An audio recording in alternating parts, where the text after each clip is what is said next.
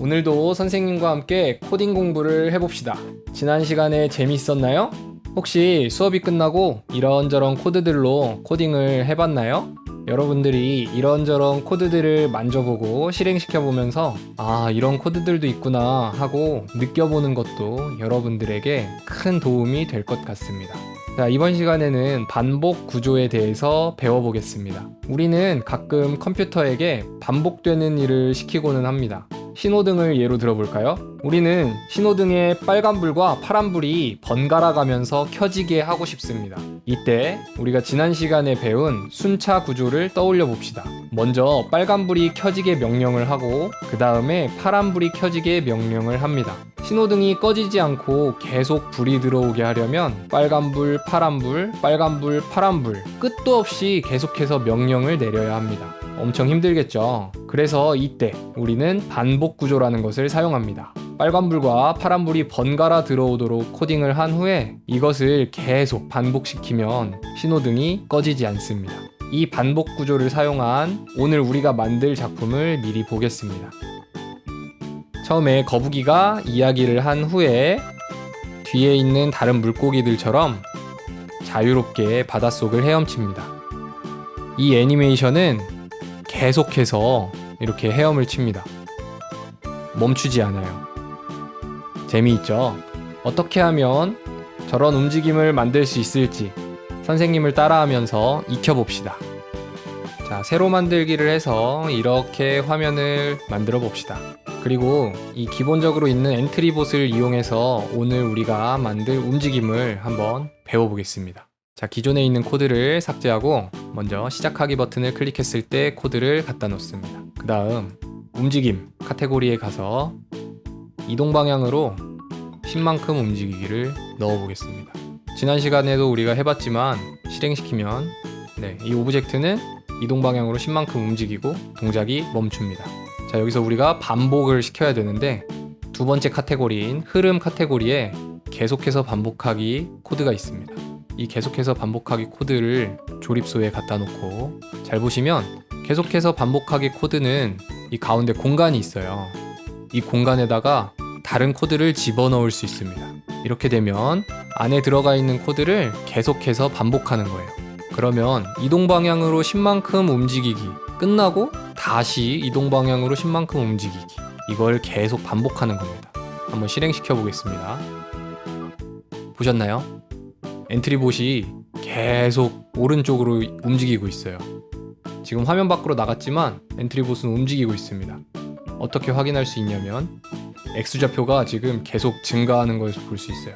지금도 계속 움직이고 있다는 거죠. 자, 이런 식으로 계속 움직이게 만들 수 있는데 아까 전에 우리가 앞에서 봤던 애니메이션은 오브젝트가 화면 끝에 도착하면 반대로 움직였어요. 이거 어떻게 하면 할 수 있냐면 움직임 카테고리에 들어가면 두 번째 코드인 화면 끝에 닿으면 튕기기 이 코드를 이용할 겁니다. 자, 이 코드를 이동 방향으로 10만큼 움직이기 아래쪽에 넣어 볼게요. 자, 그러면 코드를 살펴봅시다. 먼저 이동 방향으로 10만큼 움직입니다. 그리고 화면 끝에 닿으면 튕기는데 안 닿으면 아무 일도 일어나지 않습니다. 그 다음 계속 반복하기 코드 때문에 다시 처음으로 돌아가서 이동 방향으로 또 10만큼 움직입니다. 계속해서 10만큼 움직이다가 화면 끝에 닿으면 그때 튕기게 됩니다. 자, 이제 움직임을 한번 보겠습니다. 보이시나요? 엔트리봇이 벽에 닿으면 화면 끝에 닿으면 튕겨서 반대쪽으로 움직이는 것을 볼 수가 있습니다. 자, 이때 여러분들이 보시면 엔트리봇이 끝에 벽에 닿았을 때 뒤집어져서 반대쪽으로 가는 걸 볼 수 있어요. 왜 그러냐면 이 이동 방향이 있죠. 이 이동 방향이 반대로 바뀌게 되면 엔트리봇의 방향도 반대로 바뀝니다. 이렇게. 그래서 엔트리봇이 이렇게 뒤집어지는 거예요. 자, 이걸 방지하려면 회전 방식을 바꾸면 됩니다. 이 회전 방식을 두 번째 회전 방식인 좌우 방향 회전으로 바꿔줍니다. 자, 그러면 엔트리봇 머리 위에 있는 이 방향을 바꿀 수 있는 노란 동그라미가 없어졌죠. 자, 이러고 실행을 시켜봅시다. 자, 이제 엔트리봇이 뒤집히지 않고 움직이는 것을 볼 수 있습니다. 자, 그러면 엔트리봇이 지금 좌우로만 계속 움직이고 있죠. 앞에서 보았던 물고기들처럼 자유롭게 움직이게 하고 싶으면 엔트리봇의 이동 방향을 살짝 바꿔주면 됩니다. 자, 이동 방향을 이렇게 바꾸고 실행시켜 보겠습니다. 네. 엔트리봇이 벽에 닿으면 튕겨서 계속해서 움직이는 걸 볼 수 있습니다. 자, 이제 본격적으로 앞에서 보았던 애니메이션과 똑같이 만들어 보겠습니다. 먼저 엔트리봇을 삭제하고 오브젝트를 추가합니다. 오브젝트는 동물 카테고리에서 위쪽에 물이라고 되어 있는 이 버튼을 누르면 물에 사는 동물들만 볼 수가 있어요. 이 중에 우리가 원하는 물고기들을 아무거나 골라줍니다. 선생님은 거북이와 이 물고기, 노란색 열대어죠. 그 다음 빨간 물고기, 상어도 하나 넣고 아기 고래도 하나 넣어볼까요? 이런 식으로 추가를 하면 오브젝트들이 추가됐죠. 하나를 빼먹었네요. 배경을 빼먹었죠. 자, 배경에 들어가서 여기 위쪽에 보시면 자연이 있습니다. 자연을 누르고 이 중에 바닷속 2번을 추가시키겠습니다. 자, 이제 바닷속이 만들어졌고 오브젝트들의 위치를 잘 정해줍니다. 오브젝트들이 너무 크면 크기를 이렇게 줄여서 잘 위치시켜 주세요. 먼저 뒤에 있는 이 상어부터 배웠던 대로 움직이게 해주겠습니다. 이렇게 하고 실행을 시키면 상어가 잘 움직이는 걸 볼 수 있죠. 자, 다른 오브젝트들에도 이 움직임을 넣어주겠습니다. 지금 우리가 이 만든 코드를 복사해서 다른 오브젝트에 붙여넣기를 하면 똑같이 붙여넣을 수 있습니다. 근데 이때 주의해야 할 것은 이 코드에서 가장 위쪽에 있는 코드에서 복사를 해야지 아래쪽에 있는 모든 코드들이 따라서 복사가 돼요. 아래쪽에 있는 코드를 복사하면 이 아래쪽에 있는 코드만 복사가 됩니다. 다 됐습니다. 이러고 실행을 시키면 물고기들이 자유롭게 움직이는 걸 볼 수 있죠.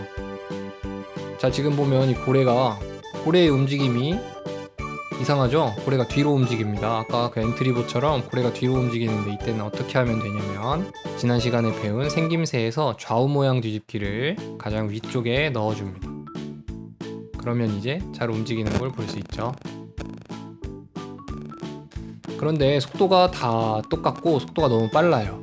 이동 방향으로 얼마만큼 움직이기 코드에서 고래는 1만큼 움직이기, 열대어는 2만큼 움직이기, 빨간 물고기는 3만큼 움직이기, 상어는 빠르니까 4만큼 움직이기. 이렇게 한번 하고 실행시켜 보겠습니다.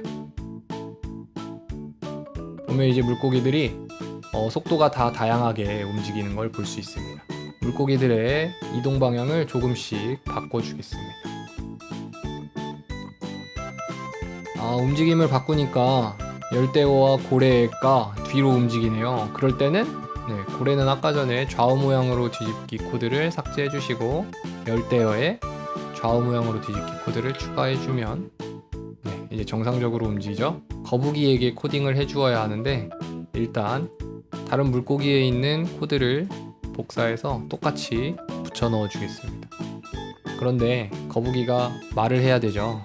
자, 이제 말을 하는 코드를 추가시켜서 말을 하게 만들겠습니다.